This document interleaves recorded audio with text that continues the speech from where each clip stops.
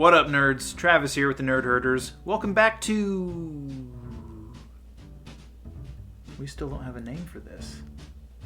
Anyways, in response to Aaron's last video, I realized that I actually don't listen to too many podcasts. I do occasionally listen to ones that Aaron recommends to me. We used to listen to some together back in the day, but nowadays I actually listen to audio dramas and audio books more. So the few podcasts that I do enjoy, I will put those out there, but I'm also going to recommend some audio dramas that I've particularly enjoyed. I just listened to an audiobook that I really liked.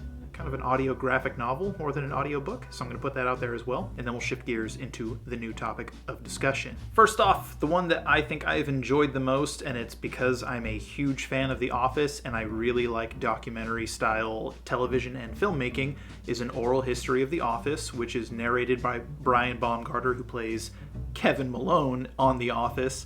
It's a Spotify original, so that's, as far as I know, that's probably the only place you can listen to it, but it's really good. It kind of chronicles the show from beginning to end, the different challenges that they faced, how it even began, because The Office started as a docudrama in the UK. It was written and created by Ricky Gervais and Stephen Merchant, and at some point, Greg Daniels is like, hey, I think this would be really cool to adapt for an American audience, and it's just a really interesting deep dive into what the show is, how it came to be, and because I love The Office so much, it was a really wonderful experience watching that. The other one, also Office related, is Office Ladies, which is a sort of watch-along podcast, which is run by Angela Kinsey, who plays Angela in The Office, and Jenna Fisher, who plays Pamela. Anyways, so both of those I really enjoy. There is a lot of Office Ladies to go around because they do every single episode. I think they are currently, I haven't listened in a while, they might be on season 4 at this point out of 9, either 4 or 5. But it's really good. I love getting to hear from people that were directly involved with the show for every single episode, really, about their experience behind the scenes, about the relationships they made along the way.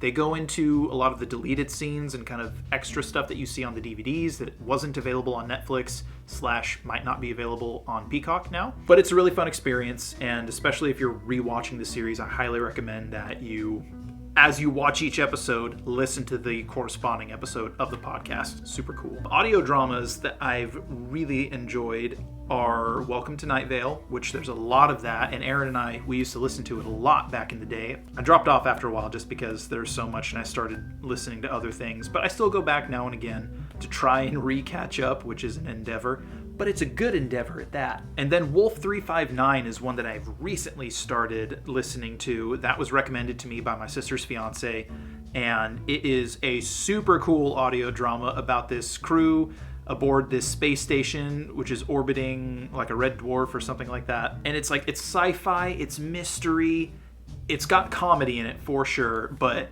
every episode has something fun to do. There's always callbacks to previous episodes, so the continuity of it is very much ongoing, and I really appreciate that in any kind of narrative fiction. It makes it feel more fleshed out and more whole and more real, honestly. So that's going to be it for me as far as my favorite podcasts and audio dramas. Hold that thought. There's one more thing I want to talk about. I just listened to the Audible original audio drama of the Sandman graphic novel series by Neil Gaiman. It was absolutely amazing. Super long, took me a long time to get through, but it's the only thing I listened to for like a week.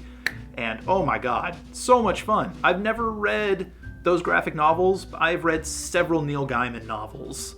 And his style, it is my favorite. He draws a lot on mythology and fairy tales, and then he like throws his own-ness into it.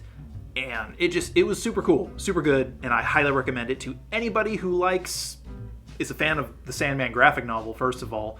If you're a fan of audio dramas or audio books, it's awesome. I can't say it enough. Go check it out. Now we're going to talk about the next topic. So Aaron, you and I today were playing Rocket League and Fallout 76 for several hours, and at one point, we started talking about how it might be kind of fun to recommend games for each other to play that we know the other person has never played. So I'm going to make a recommendation of one game that I really think you should play because it's a good experience. as far as being long and deep and rich, and the world building is awesome, the characters are great, beautiful game. Graphics are stellar. The Witcher 3. The Witcher was a really fun Netflix series. I've not read the books, but I plan to because I need more fantasy in my brain as I shift gears into playing more tabletops and writing more for tabletops. But The Witcher 3 is a massive game. It's a tremendous undertaking if you've never played it before. I'd never played a Witcher game before The Witcher 3. I'll probably not play any of the earlier ones, just because I feel like I've been spoiled by the magnificence of the threequel. But The Witcher 3 is really, really fun, and as somebody who really enjoys Skyrim, and we literally had the discussion of like, what if there was a game like Skyrim, but bigger in scale, way better looking in graphics, and actually had a rewarding narrative where your role-playing paid off in some way. You're not shoehorned into the same endings. That's The Witcher 3, basically. Skyrim, I'm coming to realize, while fun, is kind of a garbage game.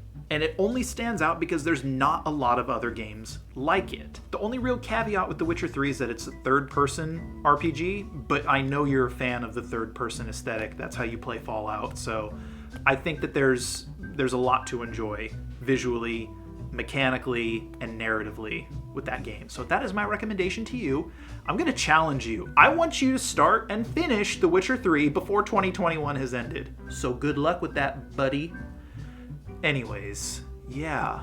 Let me know what you want to talk about next time. And dear audience, if you have any podcasts that you really enjoy, any audiobooks or audio dramas that really just kind of got you going, or if there's any games that you know we have never played or talked about on the channel, give us your recommendations in the comments below. We do like reading those the few times that they pop up.